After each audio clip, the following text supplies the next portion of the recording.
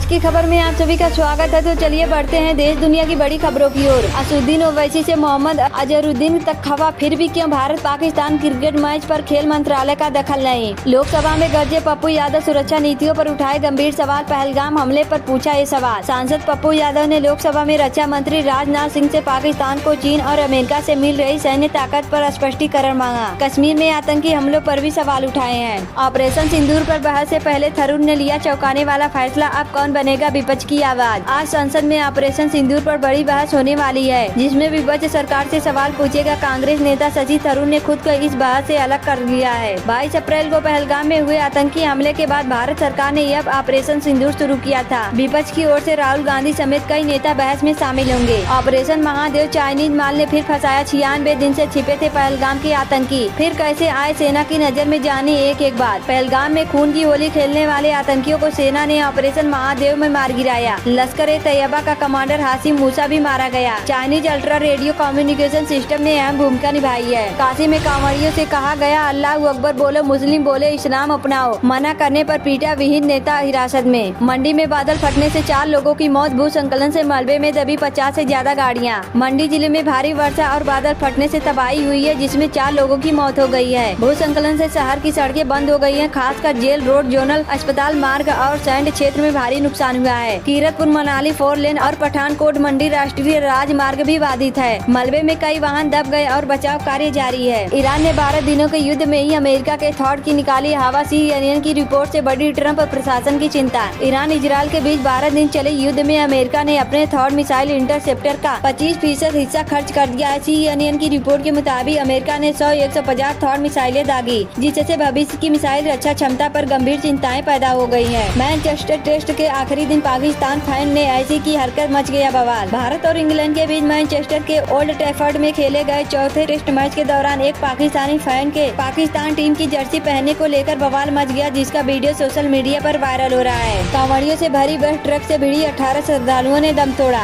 RSS को पसंद नहीं, बीजेपी अध्यक्ष के लिए ए नाम, जगदीप धनखड़ के इस्तीफे ने बढ़ाया काम। साल 2025 में द्रौपदी मुर्मू भारत की पहली आदिवासी महिला राष्ट्रपति बनी। उस साल ही जगदीप धनखड़ भी उपराष्ट्रपति बने थे, जिनकी पहचान किसान पुत्री दिखाई जा रही थी। कहा जा रहा है कि इसका मकसद जाट किसानों के बीच स्थिति को सुधारना था। डोनाल्ड ट्रंप की धमकी से नहीं डरे थाईलैंड, कंबोडिया इस मुस्लिम देश की मध्यस्थता में किया युद्ध विराम का ऐलान। आसियान की बड़ी शान। थाईलैंड और कंबोडिया के बीच पिछले 5 दिनों से लड़ाई चल रही थी और इस युद्ध में अभी तक 36 लोग मारे गए हैं। युद्ध में हजारों लोगों को पलायन करने के लिए मजबूर होना पड़ा था। इससे पहले दोनों देशों ने चीन की मध्यस्थता के ऑफर को नकार दिया था और ट्रंप ने भी युद्ध विराम की धमकी दी थी। सामने बैठे थरूर की बीजेपी सांसद ने की तारीफ, तालियों की गड़गड़ाहट से गूंज उठी लोकसभा। आज लोकसभा में पहलगाम आतंकी हमले और ऑपरेशन सिंदूर पर चर्चा हुई। रक्षा मंत्री राजनाथ सिंह और अमित शाह के जवाबों के बाद बीजेपी सांसद बैजयंत पांडा ने विपक्ष पर हमला बोला और शशि थरूर की तारीफ की। पांडा ने कहा है कि भारत ने शांति का हाथ बढ़ाया पर पाकिस्तान ने खून बहाया। उन्होंने कांग्रेस पर राष्ट्रीय हितों के सरेंडर का आरोप भी लगाया है। सीएम के आने से पहले मनीष वर्मा बने प्रयागराज के नए डीएम, हासिल कर चुके हैं सिविल सर्विसेज का सर्वोच्च अवार्ड। धरती पर किसी भी दस्तावेज को बनाया जा सकता है जाली, बिहार में चुनाव आयोग के SIR को लेकर बोला सुप्रीम कोर्ट। बिहार में चुनाव से पहले वोटर लिस्ट में पुनरीक्षण का काम चल रहा है। मतदाता सूची पुनरीक्षण को लेकर कई विपक्षी पार्टियों ने विरोध जताया है। इस पर सुप्रीम कोर्ट में आज सुनवाई हुई है। लोकसभा में ऑपरेशन सिंदूर पर चर्चा करते हुए रक्षा मंत्री राजनाथ सिंह ने कहा है कि दुश्मनी बराबर वाले से होनी चाहिए, शेरों को मेढकों से नहीं लड़ना चाहिए।